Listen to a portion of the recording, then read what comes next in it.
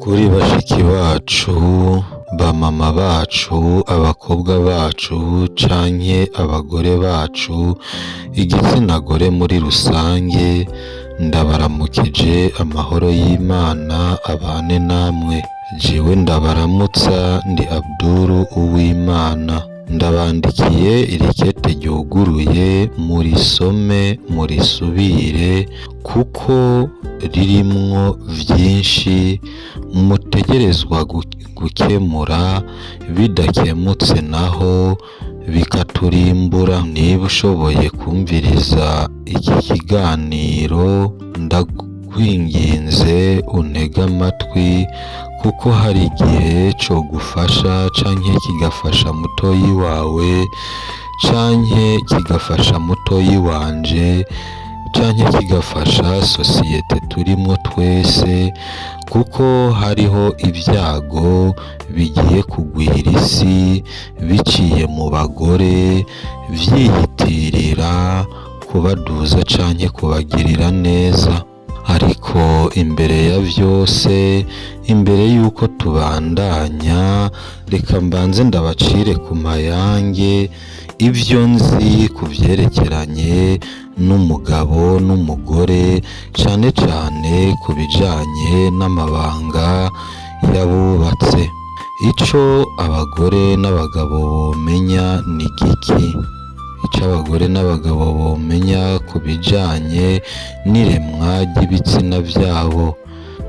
Bwa mbere, umugabo yaremwe bitandukanye n'umugore mu bijanye n'amabanga mpuzabitsina.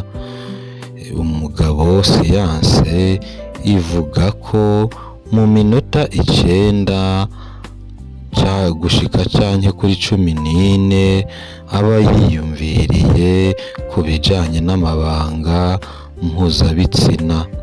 Nyambura umugore ariko arumviriza iki kiganiro, ivyo urazi yuko bitigera bigushikira, hama akaba ashobora kwipfuza kurangura amabanga mpuzabitsina canke kugira ubushake bw'ivyo bintu hagati ya 3 canke 5 ku munsi.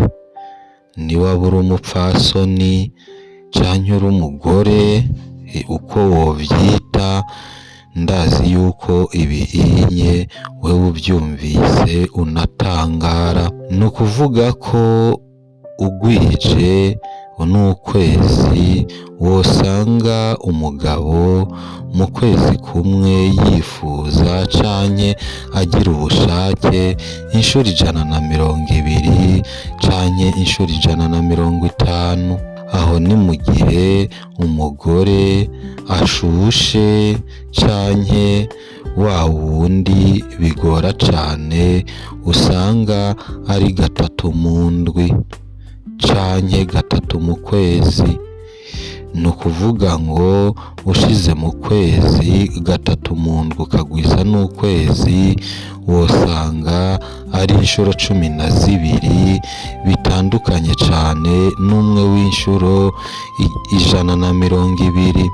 Niwabiraba neza uraza gusanga ibi ari biremwa bibiri bitandukanye cane. None ni kubera iki Imana yabigize uku? Ntihe abagore ubushake bungana n'ubw'abagabo? Nuko iyo ibigira uko yari kuba igiriye nabi abagore, kuko twari kuja dukora ibidakogwa aho tugeze hose, kuko byari kugorana nk'umugore umubwira ico umwifuza ko akacanka, bivanye n'uko nawe yiyumva nka wewe. Ariko wumve ko bisigura ko nta mugabo n'umwe yari kwemera kubana n'umugore kandi ngo yishingire kumuha vyose, kandi azi neza ko atari uwiwe wenyene. Bisigura ko n'abana umugore yari kubirerana wenyene kuko nta mugabo yari kumufasha kurera abana atari we yabavyaye, kuko umugore yari kuba ari uwa bose bivanye n'inyifato yari kuba ihari. Iyo Imana irema abagabo nk'uko yaremye abagore, naho n'ubu ku isi nta n'imiliyoni 5 zari kuba ziriho, mu gihe Imana yoyo yashaka ko abantu bagwira bakangana n'umusenyi wo ku nyanja. Ibaze nawe umugabo yifuza umugore 3 mu ndwi canke 3 mu kwezi. Murazi ko hariho n'abagore ivyo bishikira nka rimwe mu mezi 3 canke 6. Umugabo ameze nk'uko yokenera umugore w'iki? Mugabo Imana ni ikirenga mu bijanye no guhanga. Irangije umugore imuhaye ibyo byose, ubushake buke butangana n'ubw'abagabo, umugabo ikamuha ubushake bwinshi buri ku muvuduko. Irangije Imana icirema umugore yuguruye, ku buryo mu gihe abishaka no mu gihe atabishaka umugabo ashobora kwinjira agakemura ikibazo ciwe, ubuzima bakabandanya bakarera abana. Mbega ibi wewe ga mupfasoni, wari warigeze wiyumvira impamvu Imana yaremye umugore yuguruye? Abagore benshi ntibazi akamaro k'ico kintu, niyo mpamvu uza wumva ngo umugabo yafashe umugore wiwe ku nguvu. Ukibaza bigenda gute ngo ko tuzi n'abamaraya ari abagore nk'abandi, nabo baremwe nk'uko abandi bagore baremwe, mugabo ugasanga umumaraya arashobora kwakira abagabo 10 atanumwe azi, atanumwe akunda muri bo, bakaza bagaheza ibibazo byabo bakagenda, kandi nta kindi kibimufasha nuko yaremwe yuguruye. Ariko ugasanga nk'umugore bakundanye n'umugabo wiwe, babana mu nzu imwe, basangira akabisi n'agahiye, akima umugabo gushika yaho umugabo bimusaba kumufata ku nguvu. Mbega mwibaza ko byari binaniye Imana kuturema nk'inuma? Inuma ivukana n'umugore wayo, umugore apfuye ntirongora, umugabo apfuye ntirongogwa. Ariko turabe Imana yari ibizi ko umuntu bizoshika agapfa, uwusigaye agakenera kiremesha. Kubera iki rero uyu munsi umugabo bisa nuko isi yose yamumereye amenyo ya ruguru? Umengo ni ikiremwa kidasanzwe cadutse.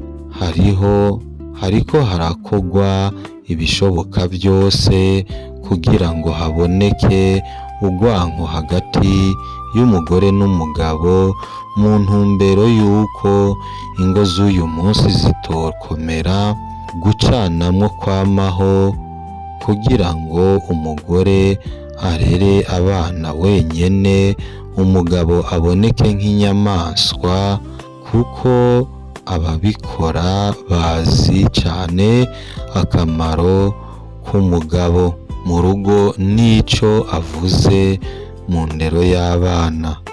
Uyu munsi ibiganiro byinshi bivuga cane ububi bw'abagore, ububi bw'abagabo mu ntumbero yo gutinyisha urwaruka rw'ubu ibijanye no kubaka ingo zabo. Niwaraba neza uraza gusanga ibiganiro bivuga ububi bw'abagabo canke ibiganiro bivuga ububi bw'abagore bikurikiranwa cane, mbere bigasapotingwa canke bigaterwa inkunga cane.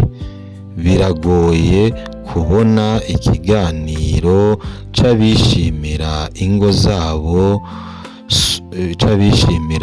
zabo, suko bitariho, ahubwo nuko mw'isi iriko irubakwa uyu munsi izo ngo zidakenewe.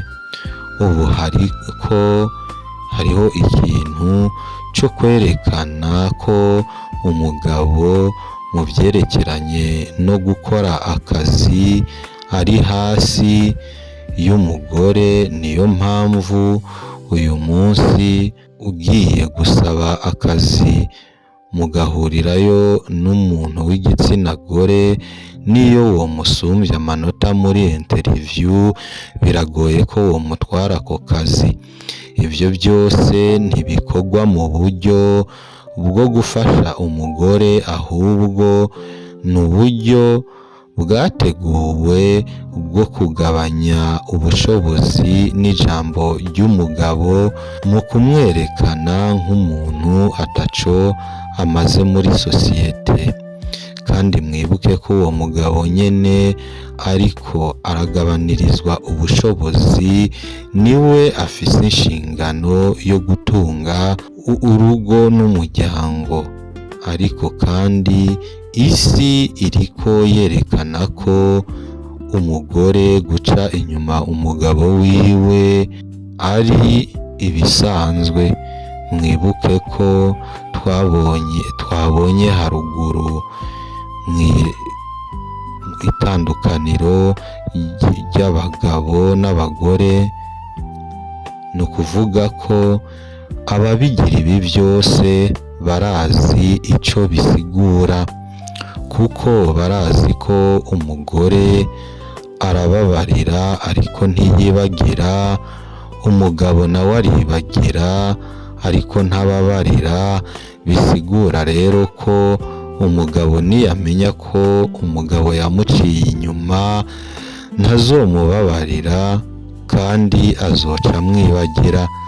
Ivyo byose rero ingaruka za mbere zica zishika ku bana bavyaranye. Si ibintu vyaje par accident, ni ibintu vyateguwe mu buryo bwo kugabanya abantu mw'isi biciye mu ngo n'imiryango, cane cane biciye ku mugore. Kubera iki uyu munsi abagore bibana n'abakobwa? Ni kubera iki uyu munsi abagore bibana bariko baragwira, abakobwa bavyarira iwabo bakagwira? Biva kuki? Niki cahindutse? Ubwa mbere nuko imico yatitutse ku buryo uyu munsi umwana w'umukobwa ntagifise kwifata nka kera, kuko isi y'ubu yerekana ubusambanyi nk'ikintu gisanzwe. Inyambaro zihari uyu munsi zerekana ubwiza bw'umugore buhagaze ku kwambara ubusa. Mwibuke ko umugabo mu minota 9 canke 14 aba yiyumviriye ku bijanye n'amabanga y'abubatse. Ibaze ico kintu mw'isi y'abagore n'abakobwa bizera ko babegwa bambaye ibisa n'ubusa, hama kandi ibihenda amaso byarabaye byinshi cane ku buryo umwana w'umukobwa usanga yifuza byinshi adafitiye ubushobozi. Hama kandi mwibuke ko ubusugi bw'umukobwa bwateshejwe agaciro, kuko niyo yobutakaza ntawumubaza ngo byagenze gute. Mbega ntimuhora mwumva abavuga ku mugaragaro ko atabakobwa b'amasugi bakibaho? Si uko batabizi ko amasugi ahari, ahubwo nuko bashaka kwerekana ko atakibaho nyene, kugira ngo n'abakigumije birekure, kuko abakobwa batagifise ubusugi iyo bumvise ubukibufise birabababaza. Abagabo b'indaya nabo ntibaba bakeneye kumva umukobwa akiri isugi, kuko atakimuvako. Hama imbuga ngurukanabumenyi zivanzemo ubumenyi n'ubuyobe, aho usanga uwo byananiye kubaka ari we afise ijambo ryo guhanura abubakanye. Mbega umukobwa yatakaje ubusugi yohanura abatarabutakaza kubugumana. Ibyo byose rero bigatuma ubusambanyi bugwira, inda z'inshushu, indwara, hama kandi bikagabanya ubushake bwo kubaka ingo, kuko atacizere abasore bafitiye inkumi bivanye n'ingeso bose bazinanye ko. Ku basore n'inkumi, kuko abasore bagira bati ntaco noja kurondera mu rugo ntaronka. Abakobwa nabo bakaba baragutse, kuko umukobwa asambana yariye inkoko, imikeke, ifiriti n'imivinyu, agatahana amafaranga, yarira telefone maco matatu ikaba yashitse, abihabwa n'abatama bayaronse. Yoja gukora iki ku mugabo aronka rasiyo y'ibihumbi 200 yacumukuye yiyusha kuya? Ibyo byose rero bigoye isi y'uyu munsi. Ibi bintu kandi biriko birema urwanko hagati y'abagabo n'abagore. Umwana w'umukobwa azoja gushika kubaka ugwiwe atagifise icifuzo ku mugabo. Ubu tugeze ku rwego rw'aho umugore aja kurondera igitsina ca parasitike gihwana n'ivyifuzo vyiwe. Ivyo bitsina mubona ntivyakozwe parasida namba, vyarateguwe korosha ubusambanyi, gushiraho amategeko vyitwa ko arengera igitsina gore. Waja kuyaraba ugasanga nayacinyiza umugabo. n'ibintu vyakozwe ku mpamvu yo gushira urwanko hagati y'abagore n'abagabo, mu ntumbero yo kugabanya ikiremwa muntu ku isi, kugira ngo bashobore kuyikontorora, kuko barazi ko umugore atagikunda umugabo n'imvyaro zirapunguka. Mu minsi iza naho hazotangura gukwiragizwa abagore b'abakorano, kandi biriko birategurwa ku buryo bizoba bizimbutse kubironka. Niwiyumvire niwiyumvire mugore mw'isi y'abagabo bazoba batakirabana neza n'abagore, umuntu akazana igitsina gore kitagorana, kidakenera kubwirwa amajambo meza,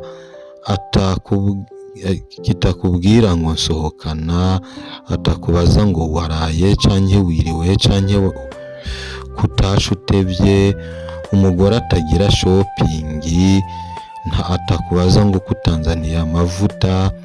Mwibaza ko uwaremye ico kintu ari umukunzi w'abagore canke n'umwansi wabo rutura? Ibi vyose rero ugiye kubiraba uca ubona yuko hariho ikintu kiriko kirakorwa kugira ngo ingo n'imiryango vy'uyu munsi ntibibe bicumvikana, abantu barare muri rwaserera birigwe muri rwaserera. Ivyo navyo murazi yuko bituma abantu badashika kw'iterambere. Iyo imiryango idashitse kw'iterambere, igihugu naco kiba cibagiwe. Ubwo iyo igihugu cibagiwe, amashure ntayo, amavuriro ntayo, amabarabara ntayo, eka ibintu vyose usanga vyasanzaye. Ibi vyose rero mubona biriko biraza kuri uyu munsi, umunyembaraga mukuru ashobora kubigwanya n'umugore, mu gutanga indero nziza, abana bagasubira kuri ya ndero yo ku ziko, kuko ata mwarimu isi yigeze igira angana na mama. Ivyo murabizi. Nta ubwenge bwose dufise canke ibyo twashoboye gukora, ivyinshi twabishitseko tubikesha abavyeyi bacu muri ya ndero yo ku ziko baduha. Bagore bashiki bacu na ba mama bacu, ibi sindabivuze ngo ndabatere ubwoba, ahubwo no kubibutsa ico mwaremewe. Umugore canke umumama niwe mwigisha wa mbere kw'isi, kuko vyinshi tuzi tubikesha mwebwe. Mu Kirundi bati indero iva ku ziko. Nimwahaguruka mugahagurukira indero, isi yacu iraja kuba nziza cane, kuko vyose dufise ntaco mudafisemwo uruhara. Dufashanye twubake isi nziza mu mpano y'ukurera mwahawe n'Imana, canke mubandanye mukurikira ubwije, twese twisange twayirimbuye. Nuko rero bavyeyi bacu, iri kete ndabandikiye kwari ukubibutsa yuko indero muri iyi minsi yatitutse cane ku buryo butangaje, bikaba bigoye gose kumenya ico umuntu yokora. Nuko rero naho twagiye dutsikira twebwe abakuze, umwe akanyerera hariya ngo pa, uwundi akanyerera hariya ngo pa, turacafise uburyo bushoboka.